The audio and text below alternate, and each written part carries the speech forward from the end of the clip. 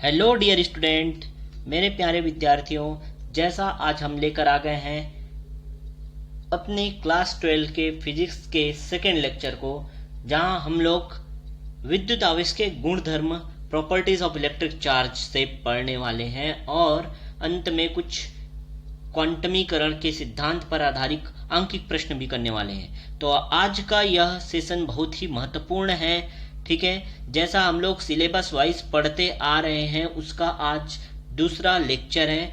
जिन्होंने पहला लेक्चर नहीं देखा वो हमारे चैनल पर जाकर पहला लेक्चर देखें, तब ये दूसरे लेक्चर को आप अच्छे से समझ सकते हैं। क्लियर हुआ? और अभी तक जिन विद्यार्थियों ने हमारे चैनल को सब्सक्राइब नहीं किया है, तुरंत सब्सक्राइब करें और अपने सारे फ्रेंड तक हमारे इस चैनल को शेयर करें। तो आज हम डिस्कस करेंगे भाई विद्युत आवेश के आखिर कौन कौन से प्रॉपर्टीज होते हैं, कौन कौन से गुणधर्म होते हैं। जैसा हम लोगों ने पहले लेक्चर में देखा था कि विद्युत आवेश है क्या, कहां से आया, उसकी परिभाषा देखे, उसके मात्रक के बारे में समझे। ठीक है, आवेश और द्रव्यमान में क्या संबंध होता है और उनमें क्या अंतर पाया जाता है, ये सब हम लोगों ने अपने पहले लेक्चर में अच्छे से कवर किया था। मुझे उम्मीद है सभी को पहला लेक्चर अच्छे से समझ आया होगा। अगर नहीं आया तो मुझे कमेंट बॉक्स में कमेंट जरूर करना, और जो भी डाउट हो, जो भी क्वेरी हो, आप पूछ सकते हो ग्रुप के माध्यम से, ठीक है, या कमेंट बॉक्स में कमेंट करके। क्लियर हुआ? चलो, तो आज हम लोग विद्युत आवेश के गुणधर्म प्रॉपर्टीज ऑफ इलेक्ट्रिक चार्ज को पढ़ने वाले हैं। जैसा हम लोगों ने पहले लेक्चर में अच्छे से समझ लिया था कि भाई विद्युत आवेश क्या होते हैं, कितने प्रकार के होते हैं, उसी को हम यहाँ अगेन फिर से डिस्कस करने वाले हैं। ठीक है, तो जैसा हमको पहला गुणधर्म यहाँ दिखाई दे रहा है कि आवेश दो प्रकार के होते हैं। आवेश कितने प्रकार के होते हैं? आवेश दो प्रकार के होते हैं। ठीक, जहाँ पहला आवेश होता है धनात्मक और दूसरा आवेश क्या होता है? ऋणात्मक। इस प्रकार आवेश दो प्रकार के होते हैं, धनात्मक और ऋणात्मक। ये बात क्लियर हुआ? ठीक, दूसरे गुणधर्म की बात करें तो सजातीय आवेश सदैव प्रतिकर्षित करते हैं, जबकि विजातीय आवेश एक दूसरे को आकर्षित करते हैं। ये प्रॉपर्टी भी हमने समझा था। सजातीय आवेश मतलब धन धन या तो ऋण ऋण, इसको कहते हैं सजातीय आवेश। ये क्या करेंगे? हमेशा एक दूसरे को प्रतिकर्षित करेंगे। ठीक, जबकि विजातीय आवेश जैसे धन या ऋण हो तो हमेशा क्या करते हैं? एक दूसरे को आकर्षित करते हैं। क्लियर हुआ? ठीक, अगले पॉइंट पे चले तो इसका एक और गुण होता है कि यह एक अदिश राशि है। ये स्केलर क्वांटिटी है, अदिश राशि है। ठीक है, अगले गुणधर्म की बात करें तो आवेश सदैव योगशील प्रकृति के होते हैं, मतलब इनमें योग का गुण पाया जाता है। आप इसको योग कर सकते हो। जैसा आप गणित में सवाल हल करते थे वैसे ही आप आवेशों को भी जोड़ सकते हो, घटा सकते हो, अर्थात इसे आप योग कर सकते हो। इनकी प्रकृति कैसी होती है? योगशील होती है।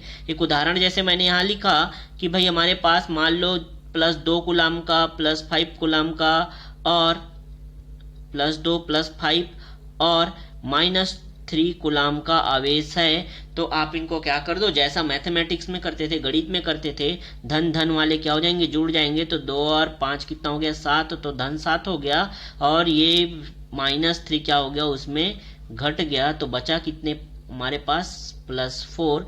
इस तरह से इसमें हमारा आंसर आया कितना? धन 4 कूलम।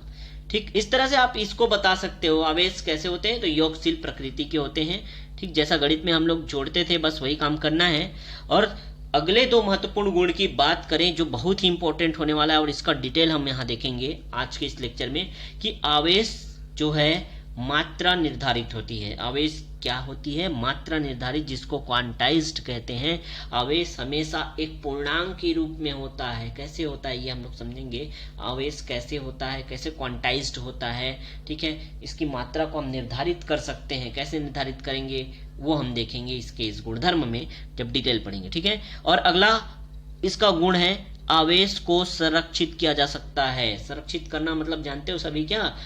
इसे कंजर्व करके रखा जा सकता है, सेव करके रखा जा सकता है। ठीक, तो ये पांचवा और छठवा जो गुणधर्म मैंने बोला वो बहुत ही ज्यादा इंपॉर्टेंट है। हम बारी बारी से देखेंगे। सबसे पहले देखते हैं आवेश का संरक्षण। आवेशों का संरक्षण किस तरह से किया जा सकता है। कंजर्वेशन ऑफ चार्ज देखते हैं। ठीक है, तो आवेश का संरक्षण अगर हमें करना है तो क्या भाई, आवेश का संरक्षण, देखो संरक्षण शब्द सुनते ही कहीं ना कहीं आपने पहले ही सुना होगा। संरक्षण शब्द सुनते ही आपको परिभाषा याद आ जाता है। आपने क्या पढ़ा, ज्यादातर द्रव्यमान संरक्षण का नियम पढ़ा, क्लास 11 में पढ़ के भी आ गए। अरे सर क्या बोल दिए, क्लास 11 हमने तो पढ़ा ही नहीं है। ऐसे बच्चे भी हैं, कोई प्रॉब्लम नहीं है। अगर आपने नहीं पढ़ा या क्लास 11 तक आप अच्छे बच्चे नहीं थे, पढ़ने वाले बच्चे नहीं थे, तो कोई बात नहीं है, अब तो आप हो गए हो ना पढ़ने वाले बच्चे। तो ध्यान दो, आवेश का संरक्षण, कंजर्वेशन ऑफ चार्ज, जैसे हम लोगों ने परिभाषा जाना कि भाई संरक्षण कैसे करते हैं, या संरक्षण का परिभाषा या संरक्षण शब्द बोलते ही सबके मन में एक बात जरूर आती है। क्या आती है, आवेश को न तो उत्पन्न किया जा सकता है और न ही नष्ट किया जा सकता है। याद आया क्या सभी को? तो देखो, आवेश जैसा द्रव्यमान के लिए आप लोगों ने पढ़ा था, सेम वही है। द्रव्यमान के लिए आपने पढ़ा था क्या, कि द्रव्यमान को न तो उत्पन्न किया जा सकता है और न ही नष्ट किया जा सकता है, इसका बस एक रूप से दूसरे रूप में रूपांतरित होता है या परिवर्तन होता है। बस वही परिभाषा आवेश के लिए भी होता है कि आवेश को न तो उत्पन्न किया जा सकता है और न ही नष्ट किया जा सकता है, इसे केवल एक रूप से दूसरे रूप में आप परिवर्तित कर सकते हो, इसे परिवर्तित किया जा सकता है। क्लियर हुआ? ठीक, जैसा मैंने बताया था।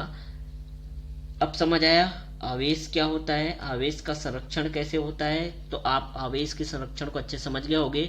आवेश को ना तो उत्पन्न कर सकते हैं ना ही नष्ट कर सकते हैं, बस इसका एक रूप से दूसरे रूप में रूपांतरण किया जा सकता है। ठीक, चलो इसके दूसरे परिभाषा या दूसरे पॉइंट की बात करें आवेश के संरक्षण में, तो किसी भी विलगित निकाय का कुल आवेश नियत रहता है। अरे रुको सर, क्या बोल दिए आप, ये विलगित क्या होता है? कई बच्चे सोच रहे होंगे सर ये विलगित क्या होता है, हम तो जानते ही नहीं भाई विलगित मतलब क्या होता है। ठीक है बच्चा लोग, क्या कभी तुम लोगों ने आइसोलेटेड सुना है? क्लास 11 में थर्मोडायनेमिक्स उष्मागतिकी नामक पाठ पढ़ा है क्या? सभी लोगों ने पढ़ा है ना? ठीक, नहीं भी पढ़ा तो समझो, आइसोलेटेड एक सिस्टम है, एक परितंत्र जहां पढ़े थे। ठीक है, आइसोलेटेड है, आइसोलेटेड जिसको हिंदी में क्या कहते हैं, विलगित निकाय। और ये एक ऐसा निकाय होता है, विलगित निकाय ऐसा निकाय होता है जिसमें ना तो द्रव्यमान और ना ही ऊर्जा बिल्कुल भी एक्सचेंज या विनिमय नहीं होती, निकलता ही नहीं। इसका उदाहरण आप लोगों ने देखा था, थर्मस फ्लास्क जो रहता है, थर्मस बॉटल रहता है, देखियो। ठीक है, वो इसका अच्छा उदाहरण है। अगर आप उसमें गर्म पानी डाल देते हो तो गर्म ही रहता है, और ठंडा पानी डाल देते हो तो ठंडा ही रहता है। उसमें ना तो ऊर्जा जो है बाहर निकलती है और ना ही अंदर जाती है, और द्रव्यमान का भी आदान प्रदान बिल्कुल नहीं होता।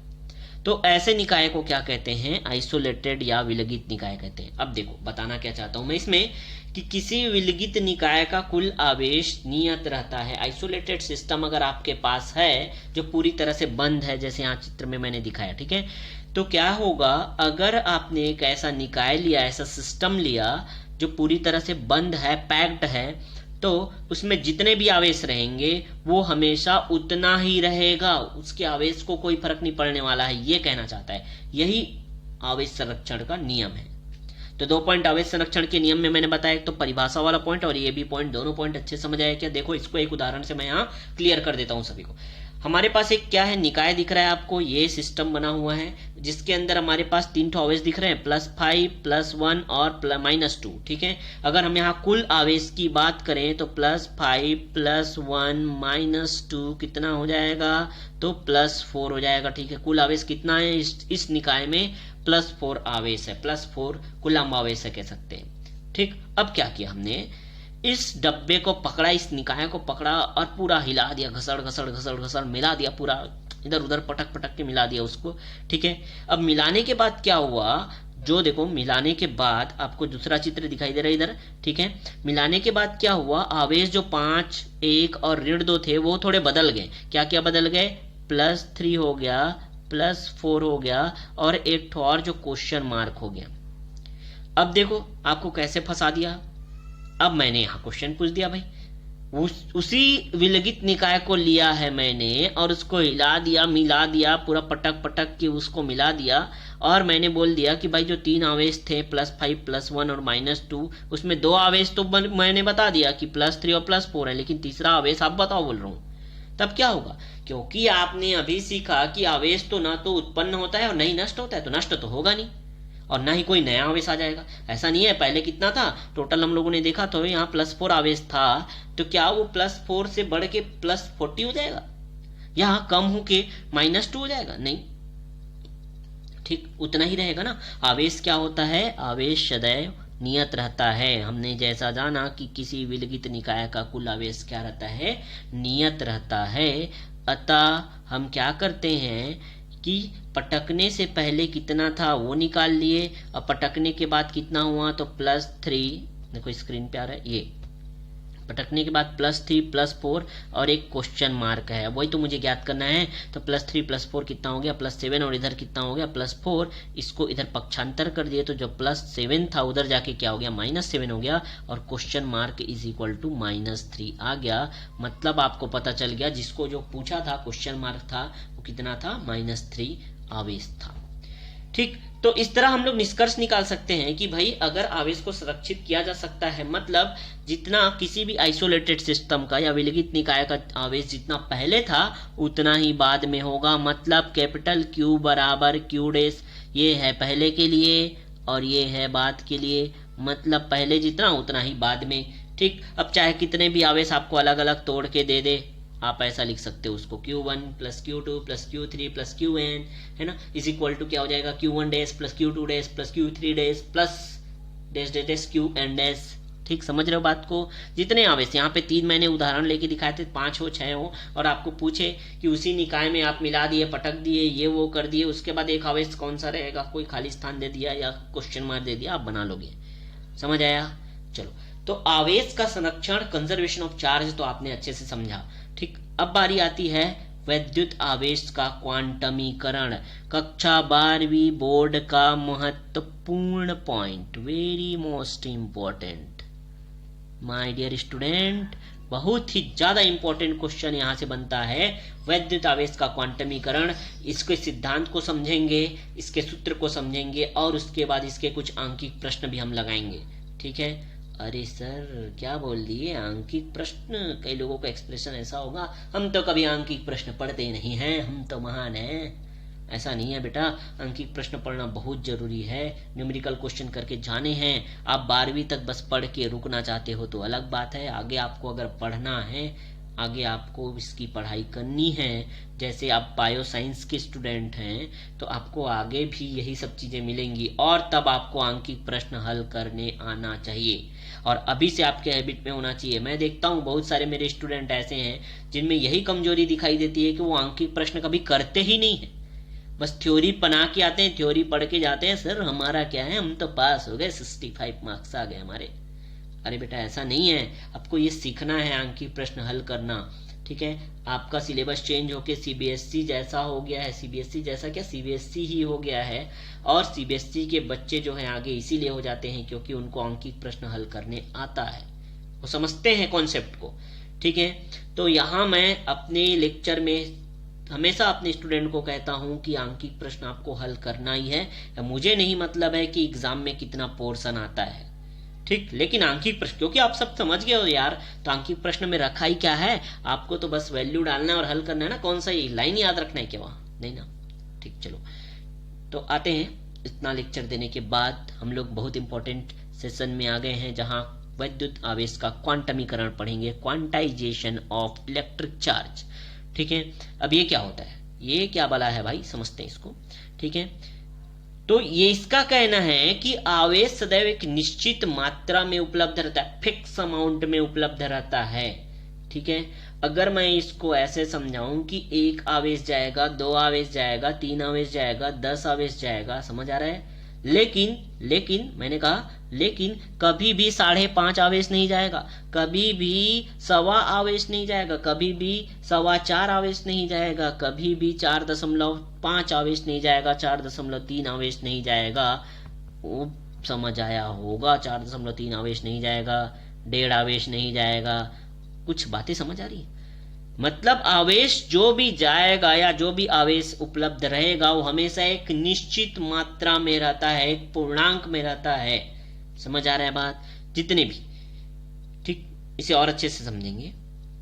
अब ये पॉइंट तो पहला पॉइंट समझ आया, आवेश सदैव क्या होता है, एक निश्चित मात्रा में उपलब्ध रहता है। और सबसे छोटा आवेश जो स्वतंत्रता पूर्वक अस्तित्व रखता है वह आवेश एक इलेक्ट्रॉन में होता है। सबसे छोटा आवेश की बात कर रहे हैं जो स्वतंत्रता पूर्वक अस्तित्व रखता है इस समाज में, इस संसार में, वो आवेश होता है एक इलेक्ट्रॉन के पास उपस्थित आवेश।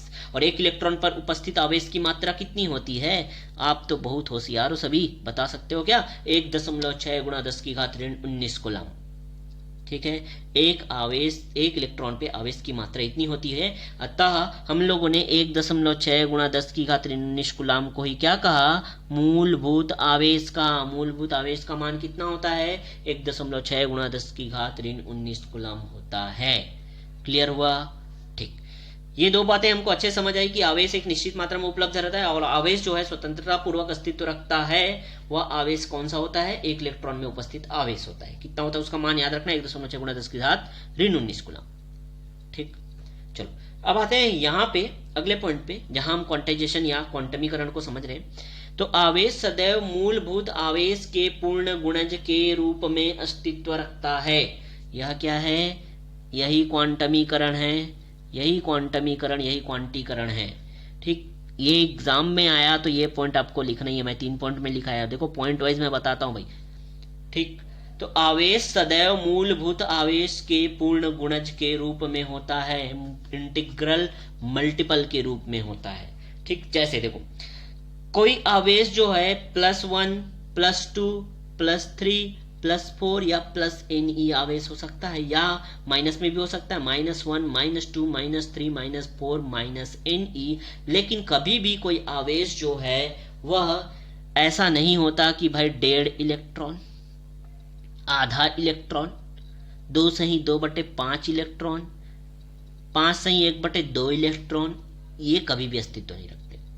ठीक, ये क्या कहना चाहता है? देखो, अगर किसी पदार्थ में से इलेक्ट्रॉन निकल के जा रहा है या किसी पदार्थ में आ रहा है तो एक पूरा इलेक्ट्रॉन निकलेगा ना कि एक इलेक्ट्रॉन का आधा भाग निकल गया। निकलता है क्या? ऐसा कभी नहीं। या 2 इलेक्ट्रॉन निकल गए और तीसरा इलेक्ट्रॉन का आधा निकल गया तो 2.5 इलेक्ट्रॉन निकल गए, ऐसा बिल्कुल नहीं होगा। ठीक है, एक इलेक्ट्रॉन निकलेगा, 2 इलेक्ट्रॉन या 3 इलेक्ट्रॉन या 4 इलेक्ट्रॉन निकलेंगे, मतलब पूर्ण गुणज के रूप में, इंटीग्रल मल्टीपल के रूप में ही होंगे, यही अस्तित्व रखते हैं।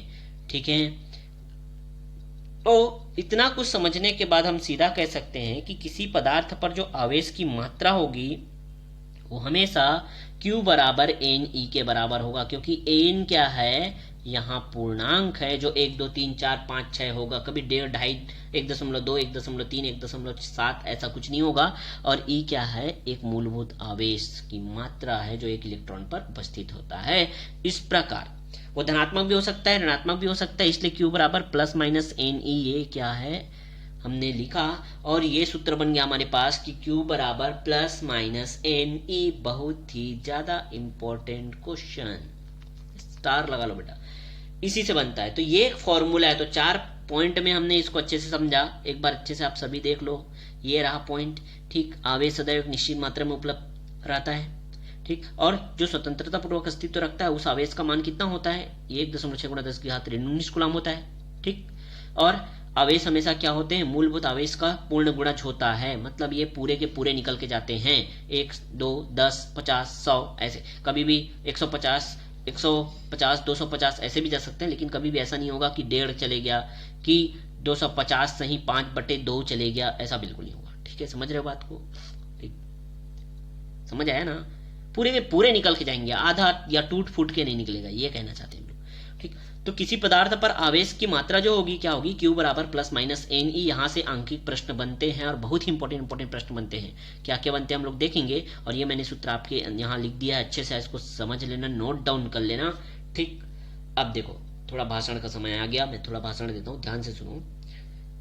जो भी बच्चे क्लास 1 से स्टार्ट किए हैं, पहली क्लास से स्टार्ट किए हैं हमारे इस फिजिक्स के लेक्चर को, वो अच्छे से नोटबुक बनाते चलें, जो जिन्होंने कल देखा होगा उन्हें लगा होगा कि सर चलो एक दिन तो बोल दिए, एक दिन तो बढ़ा दिया, अब क्या है यार, इसको बाद में नोट कर लेंगे, ऐसा नहीं सोचना है। क्लासेस आते रहेंगी, मेरा हमेशा प्रयास रहेगा कि मैं आपको क्लासेस हमेशा देते रहूं, डेली डेली, ठीक।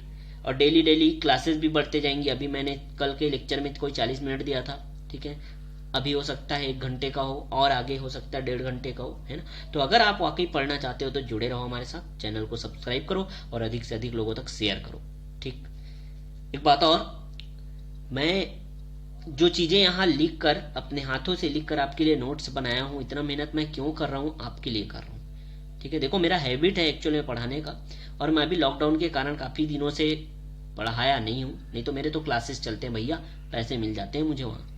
लॉकडाउन के कारण नहीं मिल रहे हैं अब, लेकिन पढ़ाने का तो आदत है भाई। मैंने बोला क्या, छत्तीसगढ़ के सब बच्चों तक तो मैं नहीं पहुंच सकता ना, लेकिन इस यूट्यूब के माध्यम से पहुंच सकता हूं। मैं चाहता हूं कि मेरे लेक्चर को सभी स्टूडेंट जिनको रिक्वायरमेंट है उनको मिले भाई। तो ऐसे ग्रुप आपने यहाँ क्रिएट किया है, यहाँ निर्माण किया है, उसमें और अधिक से अधिक बच्चों को ऐड करो, और जिन्होंने हमारे चैनल को सब्सक्राइब नहीं किया वो सब्सक्राइब करो, और बाकी सब बच्चों तक जिनका जहां भी कांटेक्ट है, चाहे वो दुर्ग में रहे, भिलाई में रहे, ठीक है, सूरजपुर में रहे, अंबिकापुर में रहे, जहां भी रहे, सब तरफ इसको क्या कर दो, स्प्रेड कर दो, फैला दो, अपने सोशल मीडिया में डाल दो, ठीक है। देखो इससे क्या होगा, मैं करोड़पति बन जाऊंगा क्या, नहीं, बिल्कुल नहीं। ऐसा नहीं है कि मैं करोड़पति बन जाऊंगा, अरे सर हम तो सब्सक्राइब नहीं करेंगे, हम सब्सक्राइब करेंगे तो आप तो लखपति बन जाओगे, करोड़पति बन जाओगे, नहीं भाई, करोड़पति नहीं बन सकता, ठीक है। ये बातें आपको समझनी चाहिए। अगर हमारा चैनल सुचारू रूप से चले, इसके लिए मैं कहता हूं, बार बार कह रहा हूं कि सब्सक्राइब करो। और 2 चैनल है हमारे पास, ठीक है, दोनों चैनल मैं बार बार आपको लिंक भेजता हूं उसका, दोनों चैनल को सब्सक्राइब करो। इसमें तो आपको स्कूल लेवल के सब चीज मिलेंगे, लेकिन 12वीं के बाद क्या करोगे, कैसा रहेगा, आपको मार्गदर्शन देने वाला कोई टीचर मिलेंगे नहीं मिलेंगे। अगर जिनके पास है वो तो बहुत खुश नसीब हैं, लेकिन मुझे मेरे टाइम पे नहीं मिला था, ठीक है। ऐसे बातें जो अब 12वीं के बाद आपको करनी चाहिए, वो तो बहुत जरूरी है ना आपको जानना। नहीं तो क्या है, कई लोग कहीं भी जाके एडमिशन ले लिया और जिंदगी वहीं से टर्न हो गया, लॉक हो गया, बेकार हो गया। तो भाई आप पहले से स्ट्रेटजी बना के रखो ना। तो मैंने 2 चैनल बनाया है, ये चैनल पे हम लोग स्कूल लेवल की पढ़ाई करेंगे, और एक और चैनल है उस पर जाके आप देखो, जनरल नॉलेज, मैथ्स मिलेंगे, रीजनिंग मिलेंगे, वहाँ जॉब के रिलेटेड आपको इन्फॉर्मेशन मिलते जाएंगी, ठीक है, हर एक चीज वहाँ मिलते जाएगी। दोनों चैनल आपके लिए बहुत ही ज्यादा बेनिफिशियल है। आप जुड़ोगे ज्यादा से ज्यादा, उतना ही मैं भी मेहनत करते रहूंगा और आपको अच्छी से अच्छी चीजें जो है प्रोवाइड कराता रहूंगा, वो भी बिल्कुल फ्री में। ध्यान रखना आपको कोई पैसे नहीं लग रहे, ठीक है। तो बहुत सारे बच्चे यही सोचते हैं, अरे सर हम तो सब्सक्राइब कर देंगे तो सर को बहुत सारा पैसा मिल जाएगा। अरे भाई पैसा नहीं मिलता है भाई, ठीक है। आप चैनल को अगर सुचारू रूप से चलाना है तो सब्सक्राइबर होंगे तभी ना चलेगा, अदरवाइज चैनल तो बंद हो जाएगा। मुझे क्या है, ठीक है, मैं इतना मेहनत करके चैनल बनाया तो मैं कहूंगा ही ना कि भाई बच्चों चैनल को चलाने के लिए कम से कम सब्सक्राइब तो करो, ठीक।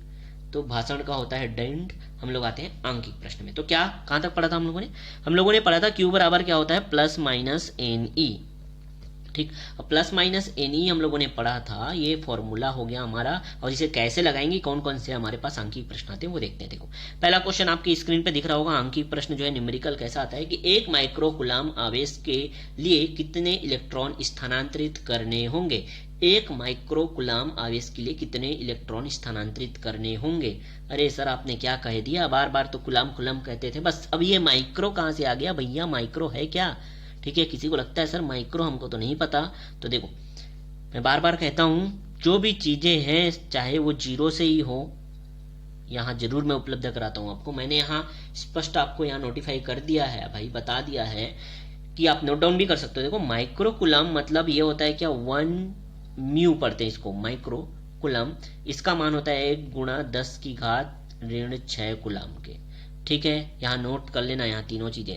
कभी कभी माइक्रो कूलम ना दिया रहे, ठीक है, अरे क्या हो रहा है, कभी माइक्रो कूलम ना दिया रहे, पीको दिया रहे तो पीको भी कर सकते हो, नैनो दिया रहे तो नैनो। इनका मान देखो यहाँ आपके बगल में लिखा है, इनका संकेत मैंने यहाँ लिखा है, ठीक। तो मुझे उम्मीद है सभी को समझ आ जाएगा। ये छोटी इकाई है, बड़ी इकाई क्या होती है, कूलम होती है, और इसकी छोटी इकाई मैंने बात किया क्या कि micro coulomb, pico coulomb, nano coulomb, ऐसा भी आपके एग्जाम में कभी कभी क्वेश्चन में मिलता है। तो 1 माइक्रो कूलम आवेश के लिए कितने इलेक्ट्रॉन स्थानांतरित करने होंगे। तो देखो क्यू का वैल्यू कितना लिया हम लोगों ने, क्यू का वैल्यू लिया 1 माइक्रो कूलम, और 1 माइक्रो कूलम का वैल्यू होता है 1 गुणा 10 की घात ऋण 6 कूलम के। और इसके लिए इलेक्ट्रॉन की संख्या में ज्ञात करनी, तो n जो है क्वेश्चन मार्क रख दिया। और E का मान तो हम सभी को अच्छे से पता है, E क्या होता है, एक इलेक्ट्रॉन पर उपस्थित आवेश जो 1.6 गुणा 10 की घात ऋण 19 कूलम होता है। हमारे पास सीधा सिंपल सा फॉर्मूला, जैसे ही हम लोगों ने ये तीन चीज दिखा, अरे हमारे माइंड में आना चाहिए ना भाई, Q बराबर क्या होता है, NE। अभी तो सर ने बताया था Q बराबर क्या होता है, NE होता है। मान रख दो, Q के जगह में इसको, N के जगह में क्वेश्चन मार्क था, N रख दो, और E के जगह में इसको रख दो, पक्षांतर कर दो, और पक्षांतर करने के बाद सिंपल सा गणित है, 1 गुणा 10 की घात ऋण 6। देखो स्क्रीन साफ करके बताता हूँ क्या मिला, सभी को देखना है। ये रहा, ये वाला पॉइंट पे देखना, ठीक है। एक जो है 1 गुणा 10 की घात ऋण 6 बटे हो जाएगा कितना, 1.6 गुणा 10 की घात ऋण 19, ये मान होगा n का, ठीक। अब 10 का घात देखो, सबने सूत्र पढ़ा है, 10 का घात जब ऊपर जाएगा तो जो घात ऋण में है वो क्या हो जाता है, धन में, मतलब ये हो जाएगा 10 की घात ऋण 6, और ये हो जाएगा कितना, धन 19 होगा। सभी को पता है क्या ये, ठीक। अब हमारे पास क्या बचा, एक तो बचा ही है ऊपर, ठीक है, और बटे में 1.6 बचा, इतना संख्या मिला, ठीक। तो ये हम लोग जब इसको हल करेंगे तो 10 की घात कितना आ जाएगा, 13 आएगा। कितना आएगा, 10 की घात 13। अब देखो बचा क्या हमारे पास, ये रहा n बराबर 1 गुणा 10 की घात 13 बटे 1.6, ठीक। अब देखो 1 से 1.6 से भाग दे दिए किसको, इस 1 को, तो हमारा आंसर आ जाएगा 0.625, ठीक है। ये किसका मान है, n का। लेकिन इतना ही मान नहीं है, ये मान इतना ही नहीं है, ये है 10 की घात 13। अब भाई दशमलव देखो, 1 2 3 हमने तो पहले ही सीखा था, ये पूर्ण गुणज होते हैं, तो कहाँ से दशमलव वाला चीज आ गया, नहीं आएगा ना। तो 3 शून्य, मतलब अगर आप 1000 का इसमें गुणा कर देते हो, 10 की घात 3 का गुणा कर देते हो, तो ये 625 बन जाएगा। तो ये क्या हो जाएगा, 625 गुणा 10 की घात हो गया कितना, 10। देखो 625 गुणा 10 की घात 10 हो जाएगा, क्योंकि जो 13 था उसमें से 3 कहाँ चले गया, वो 0.625 के पास। इतना सा सिंपल सा मैथमेटिक्स सभी को आता होगा, बताने की जरूरत नहीं है, शायद क्लास 12 में पहुंच गए हो तो, ठीक। फिर भी लगता है सर नहीं आता तो कुछ सोचा जाएगा, ठीक। चलो सेकंड क्वेश्चन पे आते हैं। क्या किसी पिंड को 8 प्लस दिया है ना, प्लस आवेश देना है, प्लस 8 गुणा 10 की घात ऋण 18 कूलम का आवेश दिया जा सकता है। ये तो क्वेश्चन पूछा भाई, किसी पिंड को क्या आप इतना आवेश दे सकते हो। तो Q का मान कितना दिया हुआ है, Q बराबर प्लस 8 गुणा 10 की घात ऋण 18 कूलम, और हम जानते हैं कि Q बराबर NE होता है। सब मान डाल दिए, देखो Q का मान रख दिए, N का मान हमको नहीं पता, और E का मान कितना होता है 1.6, ठीक रख दिए। अब इधर पक्षांतर कर दिए, तो 8 गुणा 10 की घात ऋण 18 बटे क्या हो जाएगा, 1.6 गुणा 10 की घात ऋण 19, ये बराबर होगा किसके, N के। 19 है, देखो स्क्रीन पे, यहाँ पे पेन पे लिखा है उसको देखना, ठीक है। अब देखो इसको आप हल करोगे सिंपल, तो क्या हो जाएगा, ये हो जाएगा ऋण 18 था, ये था ऋण 19, जब ये ऋण 19 ऊपर जाएगा तो धन 19 हो जाएगा, और ये 10 की घात कितना हो जाएगा, 1 हो जाएगा। 10 की घात 1 मतलब 10, ये मिला क्या, तो 8 गुणा 10 बटे 1.6 आ गया, और 8 गुणा 10 मतलब 80, 80 को आप 1.6 से भाग कर दो तो 16 पंचे 80 होता है, और क्योंकि दशमलव था इसलिए क्या हो जाएगा, इतना 50। तो n बराबर क्या है, 50, और 50 क्या है, एक पूर्णांक है। अभी अगर 49.5 आता या 50.2 आता तो बिल्कुल आप कह सकते थे कि इतना आवेश नहीं दिया जा सकता है। अब ये पूर्णांक आ रहा है, जैसा आप लोगों ने पढ़ा क्या, क्वांटमीकरण के पूरे निकल के जाते हैं, मतलब 50 इलेक्ट्रॉन निकल के गए ना, तो क्या हुआ, हमारा आंसर बिल्कुल सही है। कितना आवेश आप किसी पिंड को दे सकते हो। अगर ये इनका मान 50.2 आता, 50.3 आता, या 49.8 आता, 49.9 आता, दशमलव में कुछ आता, तो बिल्कुल आप कह सकते थे कितना आवेश नहीं दिया जा सकता, ठीक। चलो अगले क्वेश्चन की बात करते हैं। अगला अंकित प्रश्न है, एक चालक पर 14.4 गुणा 10 की घात 19 कूलम है आवेश है, वो कौन सा है, धनावेश है बोल रहा है। इस चालक पर कितने इलेक्ट्रॉन की अधिकता या कमी होगी। देखो ये भी क्वेश्चन बहुत अच्छा है, ठीक, बहुत इंपॉर्टेंट क्वेश्चन लेके आया हूँ। ये आगे आपको एंट्रेंस एग्जाम, प्रवेश परीक्षा, जो नीट वीट डॉक्टर बनने का सपना देखें, इंजीनियर बनने का सपना देखें, उन सब के लिए बहुत इंपॉर्टेंट रहने वाला है। तो हमारा सेशन सिर्फ 12th क्लास को कवर नहीं करता, 12th क्लास के बेसिस पे जो भी आपके एग्जाम होने वाले हैं वो सारे के सारे को कवर करता है, ठीक है।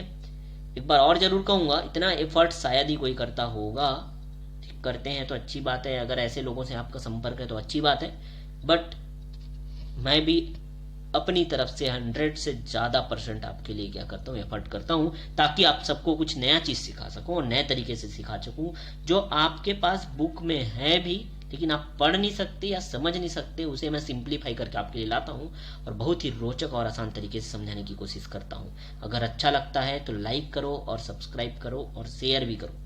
ठीक, चलो इस क्वेश्चन पे आ गए। एक चालक पर 14.4 गुणा 10 की घात 19 कूलम आवेश है, ठीक है, जो कि धनावेश है। तो इस चालक पर कितने इलेक्ट्रॉन की अधिकता या कमी होगी। फिर से वही बात, क्यू का मान दिया हुआ है और क्यू बराबर क्या होता है, एन ई होता है। मान डाल दिए, ई का मान डाल दिए और ये क्यू का मान डाल दिए। इन तो हमारे पास अननोन है, इनको वहीं रहने देते हैं, पक्षांतर कर दिए तो हमारे पास क्या बचा, 14.4 गुणा 10 की घात 19 और नीचे क्या बचा, 1.6 गुणा 10 की घात 19। देखो ये 10 की घात 19 और 10 की घात 19 हो गए, खल्लास, कैंसल, खत्म। हमारे पास क्या बचा, 14.4 बटे 1.6। ठीक है, दशमलव दशमलव एक संख्या बाद है तो इसको हटाओ ना भाई, दशमलव दशमलव दोनों हटाओ, 144 बटे 16 करो सीधा, और 16 नहीं कितना होता है 144, मतलब इनका मान कितना आया, 9 आया। और अब आपको ये बताना है कि क्या अधिकता होगी या कमी होगी। अब जब आपके पास पहले ही चालक में बोल दिया, क्वेश्चन में देखो चालक में धनावेश बोल रहा है, धनावेश कब आता है, मैंने शुरू लेक्चर में ही बताया था, धनावेश कब आता है, जब इलेक्ट्रॉन निकलेगा तब ना आएगा, इलेक्ट्रॉन जाएगा तब तो ऋणावेश आता है। तो इलेक्ट्रॉन निकला है मतलब कमी हुआ है, अर्थात 9 इलेक्ट्रॉन की यहाँ कमी हुई है। समझ रहे हो बात को। तो ये क्वेश्चन समझ आया कि सभी को, ठीक है। क्वेश्चन नंबर 3 था ये अंकिक प्रश्न। अंकिक प्रश्न पे चौथा क्वेश्चन देखते हैं। देखो आपको दे दिया N714 नाभिक पर कूलाम में आवेश की गणना कीजिए। N नाइट्रोजन है सर, यहाँ पे देखो नाइट्रोजन N714 लिखा है, इसका सभी तो मतलब समझते हो ना, यहाँ रखा रहता है वो संख्या परमाणु क्रमांक को और यहाँ जो है द्रव्यमान संख्या को दर्शाता है, ये सबको पता है, 11 में पढ़ के आए हो, ठीक। अब देखो ये परमाणु क्रमांक को दर्शाता है और हम लोग एक चीज जानते हैं कि जितना परमाणु क्रमांक होता है उतना ही प्रोटॉन की संख्या होता है और उतने ही इलेक्ट्रॉन की संख्या होता है। यहाँ क्योंकि हम आवेश की बात करें, आवेश के लिए कौन उत्तरदायी होता है, इलेक्ट्रॉन होता है ना, तो इलेक्ट्रॉन की संख्या कितनी है, क्योंकि परमाणु क्रमांक यहाँ 7 है, मतलब इलेक्ट्रॉन की संख्या भी कितनी है, 7 है। इतनी बातें सबको समझ आई। और हमारा सिंपल सा सूत्र है भाई कि Q बराबर एन ई होता है ना, और एन का मान तो हमको पता चल गया, इलेक्ट्रॉन की संख्या 7, ई का मान डाल दो यहाँ, ई का मान तो सभी को पता है 1.6 गुणा 10 की घात 19 कूलम, और आप इसको हल कर लो, आपका आंसर आपके हाथ में। समझ आया, सिंपल आसान सा क्वेश्चन लगा सभी को, ठीक। तो इस तरह के कुछ अंकिक प्रश्न जो है आते हैं आपके एग्जाम में और बहुत ही इंपॉर्टेंट रहते हैं सभी एग्जाम के लिए। आपके 12th एग्जाम की बात करो या प्रवेश परीक्षा की बात करो, ठीक। आगे जिन्होंने पीएटी करने का, पीएचटी करने का, पीएटी करने का या पीईटी करने का या नीट करने का सोचा है, उन सब के लिए भी बहुत इंपॉर्टेंट है। तो अगर आप मेरे साथ जुड़े हो तो बहुत अच्छी बात है, ठीक है। जुड़े रहो और अच्छे से पढ़ाई करो, मेहनत आपका ही होगा और परिणाम भी आपको ही मिलेगा, मुझे नहीं मिलेगा। समझ रहे हो, ठीक। अब देखो अगले टॉपिक पे आते हैं। इतना क्वेश्चन करने के बाद, क्वांटमीकरण और आवेश के संरक्षण को समझने के बाद हमारा अगला टॉपिक है आवेश आखिर उत्पन्न कैसे किया जा सकता है। सर आप शुरू दिन से बोल रहे हो आवेश आवेश आवेश आवेश, सर आवेश को हम कहां से, अरे सर आपने अभी तो बोला आवेश तो उत्पन्न नहीं होता और नहीं नष्ट होता है। अरे भाई लेकिन आवेश उत्पन्न नहीं होता, लेकिन किसी चीज में आवेश को आपको प्रदर्शित तो कराना है ना, प्रदर्शित कैसे करेंगे, आवेशित कैसे करेंगे, आवेशन कैसे करेंगे। देखो जैसे आपने क्या करा, मोबाइल चार्ज कर दिया, आपने बिजली लिया, वहां से आवेश किसके पास था, वो बिजली के पास था, वो था क्या इलेक्ट्रिसिटी के पास। आपने क्या किया, प्लग में डाला आपने चार्जर को और मोबाइल में घुसेड़ दिया और मोबाइल हो गया चार्ज। आपने क्या किया, आवेश को वहां से ले लिया। वही तरीके की बात कर रहा हूं मैं, हम लोग आवेश यहाँ उत्पन्न नहीं करेंगे, आवेश नया आवेश नहीं बनाएंगे।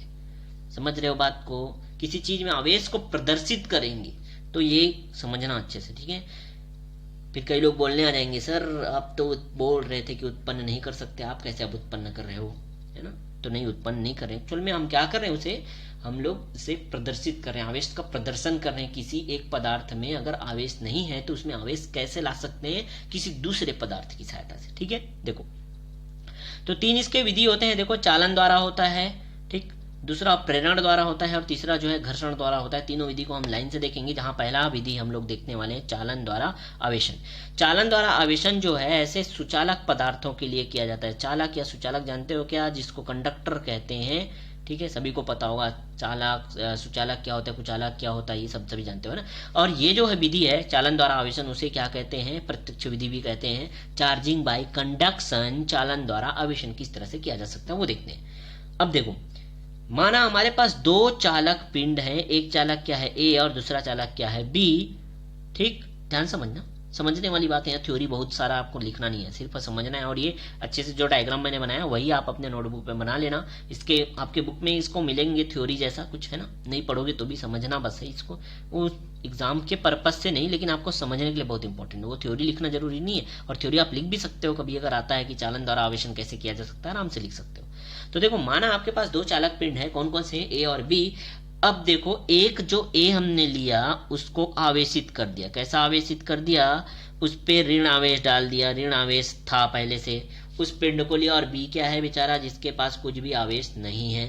समझ आया। अब दोनों को क्या कर देते हैं, टच करा देते हैं, टच टच छुआ देते हैं। देखो यहां हुआ क्या, टच करा दिए, और टच करा दिए तो क्या हुआ, जो ए के पास ऋण आवेश था वो क्या हुआ, वितरित होके बी के पास चले गया। आवेशों का क्या हुआ, यहाँ वितरण हुआ, और वो आवेश कहाँ चले गया, बी के पास चले गया। अब देखो, दोनों को फिर अलग अलग कर दी। जो आवेश ए के पास था वही बी के पास चले गया, मतलब ए के पास पहले ऋणात्मक आवेश था, वही ऋणात्मक आवेश बी के पास चले गया, जो कि पहले बी के पास कुछ भी आवेश नहीं था, अब क्या हो गया, ऋण आवेश हो गया। इस तरह से आपने बी को आवेशित कर दिया। इसे कहते हैं चालन द्वारा आवेशन। ये प्रत्यक्ष विधि, क्योंकि यहाँ आपको दोनों पदार्थ को या दोनों चालक को टच करा देते हो, स्पर्श करा देते हो, छुआ देते हो, इसलिए इसको प्रत्यक्ष विधि कहते हैं। ठीक, समझ आया।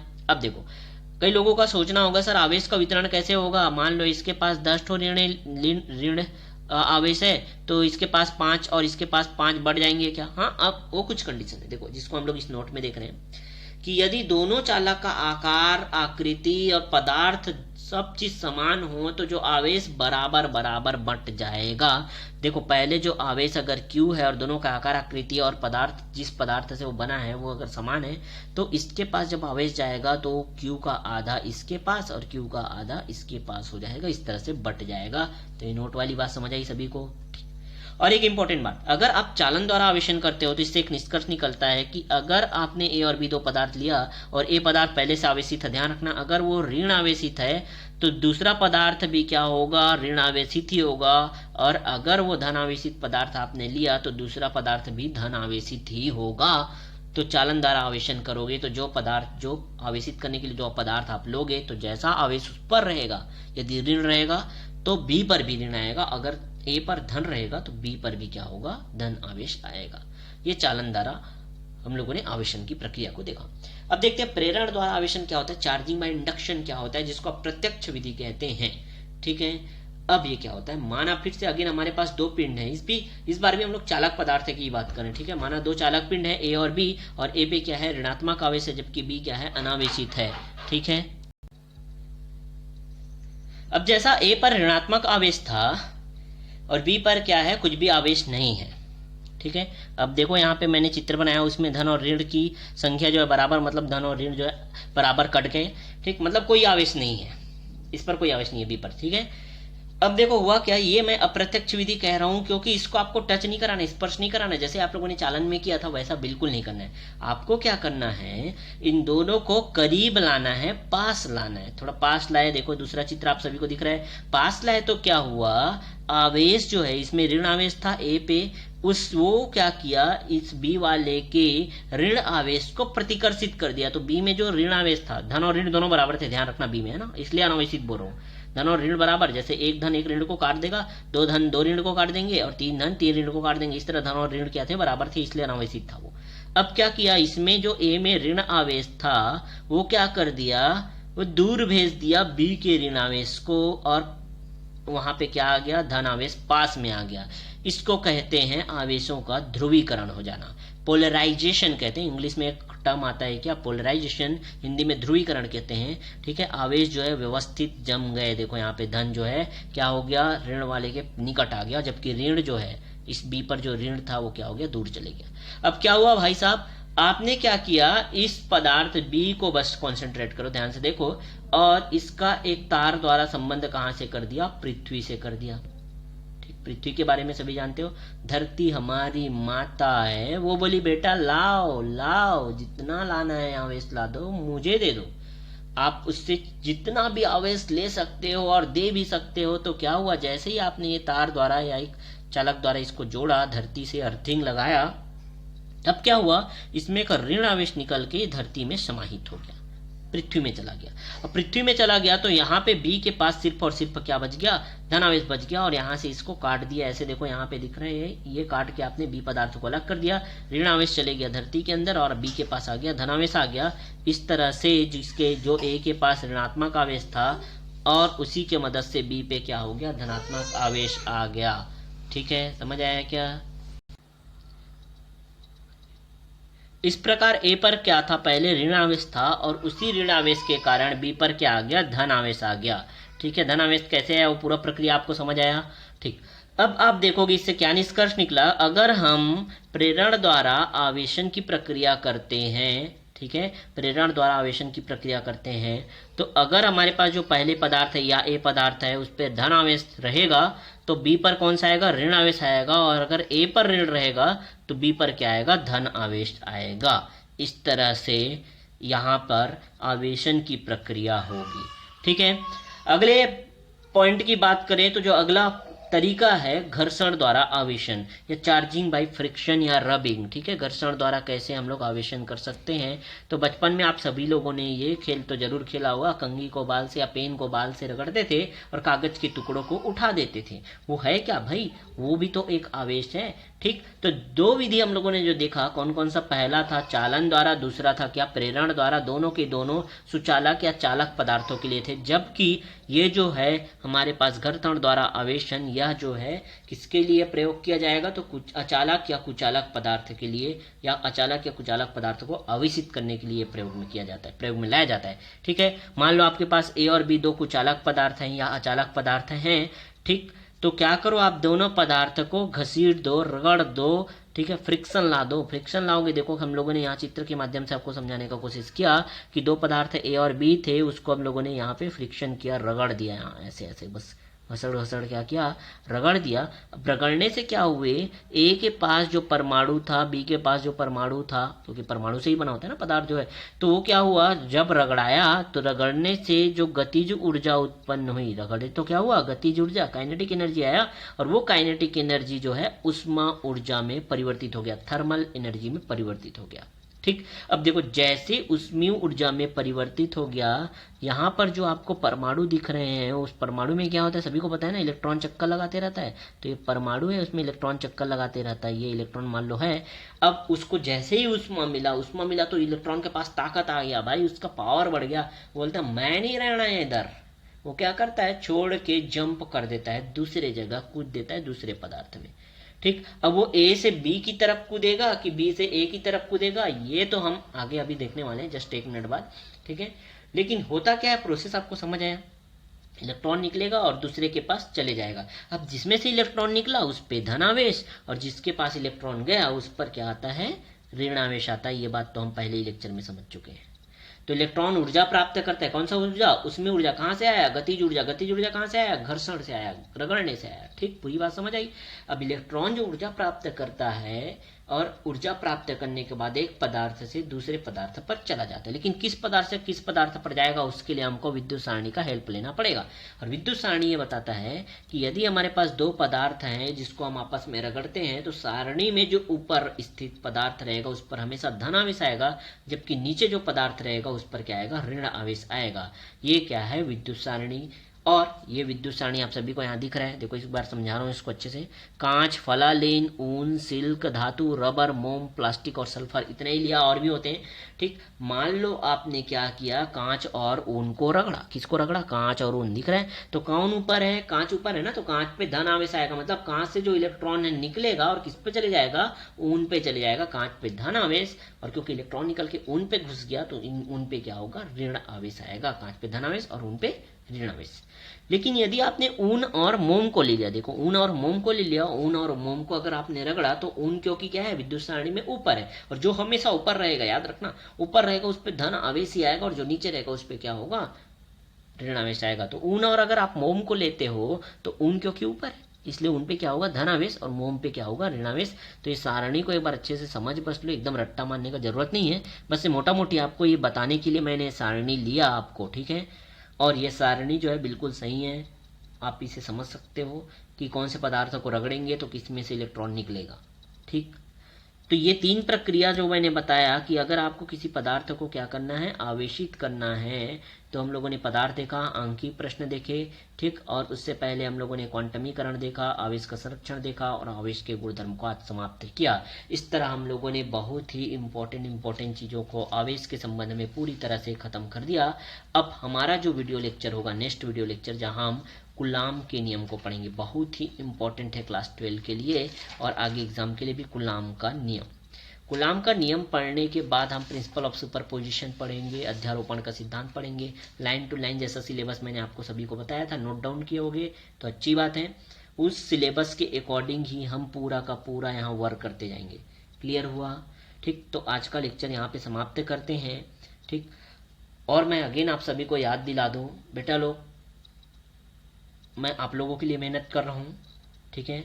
अब बार बार मुझे बोलना पड़ता है, वो अच्छी बात नहीं है, ठीक है, कि मैं बार बार कहता हूँ सब्सक्राइब करो सब्सक्राइब करो। अरे ग्रुप में इतने बच्चे हैं मेरे पास, अलग अलग ज़िले में, कुछ मुंगेली ज़िले में हैं, कुछ यहाँ बलौदाबाजार ज़िले में हैं, कुछ हमारे पास उधर धमतरी में हैं, ऐसे ऐसे बच्चे अलग अलग ग्रुप में हैं, कुछ कबीरधाम में हैं। तो लेकिन उसके बाद भी सब्सक्राइबर नहीं बढ़ रहे हैं, जबकि इतना मेरा चैनल देखा जा रहा है लेकिन सब्सक्राइब नहीं कर रहे ना, इसीलिए मुझे बोलना पड़ रहा है, ठीक है। तो सब्सक्राइबर जब तक नहीं बढ़ेंगे, हमारा ये यूट्यूब का प्लेटफॉर्म जो मैं सोचा हूँ कि सब बच्चों तक हर चीज़ पहुँचाऊँ, अपनी जानकारी पहुँचाऊँ, वो नहीं पहुँच पाएगा। तो सपोर्ट चाहिए मुझे बिल्कुल आप सभी का, ठीक। आपने मुझे कभी देखा नहीं, आपने मुझसे कभी मिला नहीं, ठीक, लेकिन उसके बाद भी अगर आप समझते हो कि हाँ सर हैं, तब आप बिल्कुल सपोर्ट करते चलें और मैं आपके लिए इससे भी बेहतरीन चीज़ें और अच्छी चीज़ें आपके लिए लाता रहूँगा। जल्द ही हमारा केमिस्ट्री का भी लेक्चर स्टार्ट होने वाला है, उसके भी वीडियो अपलोड हो जाएंगे, ठीक है। तो मिलते हैं हमारे नेक्स्ट लेक्चर में। तो बातें समझ आई होगी सभी को, है ना? ओके, अच्छे से पढ़ो, मन लगा के पढ़ो। लॉकडाउन का ये जो पूरा टाइम मिलता है उसका 2-3 घंटे पढ़ाई में अपना दो। और एक और चैनल जो मैंने बताया है ना, उस पर भी जाके आप चीज़ों को देखो, समझो और आगे अपने भविष्य को तय करो। आप एक टारगेट तो तैयार करो, सर मुझे इस फील्ड में जाके जॉब लेना है। जॉब की बहुत प्रॉब्लम होने वाली है, आप सभी समझ नहीं रहे हो। आप सभी अभी उस उम्र में हो जहाँ से आप बिल्कुल 2-3 साल बाद जॉब ले सकते हो, ठीक है, अगर अभी से समझे तो। अदरवाइज फिर 10 साल लग जाएंगे सर, आपके हाथ में कोई जॉब ही नहीं रहेगा, ठीक है। तो मैं बार बार यही चीज़ें समझाता हूँ बच्चों को कि आपको बस 12 बस नहीं देखना, अपना करियर भी आपको उधर आगे देखना है। और करियर तो यहीं से स्टार्ट हो गया ना सर। अभी तक हमको बस 1 2 3 4 5 6 7 8 9 10 बिंदास पढ़ रहे थे। 10वीं पास कर ले, 11वीं चले जाएंगे, 11वीं पास कर ले, 12वीं चले जाएंगे, 12वीं के बाद क्या, कॉलेज चले जाएंगे। कॉलेज में क्या सर, फर्स्ट ईयर कर लेंगे, सेकंड कर लेंगे, फिर फाइनल ईयर कर लेंगे, फिर घूमेंगे, मस्त है, मौज मस्ती है, और क्या है। ऐसा नहीं होता है, ठीक है, ऐसे लाइफ नहीं जिया जाता। तो उसके लिए आप क्या करो, दोनों चैनल सब्सक्राइब करो, बिल्कुल इन्फॉर्मेटिव आपको वीडियोस मिलते रहेंगे, ठीक, इतना ही कहूँगा। तो मिलते हैं हमारे नेक्स्ट वीडियो में, ठीक। और जो कॉपी अभी तक नहीं बनाया, नोटबुक नहीं बनाया, वो नोटबुक बना लो। अभी दोनों लेक्चर देख लो, हमारे चैनल में जाके दोनों लेक्चर हमेशा रहेंगे, ठीक है। कभी भी आप जाके वहाँ देख सकते हो, जो चीज़ें नहीं समझ आई मुझे डाउट पूछ सकते हो, कमेंट बॉक्स में कमेंट कर सकते हो, कोई प्रॉब्लम नहीं, ठीक है। तो ओके बाय, आज के लिए इतना ही।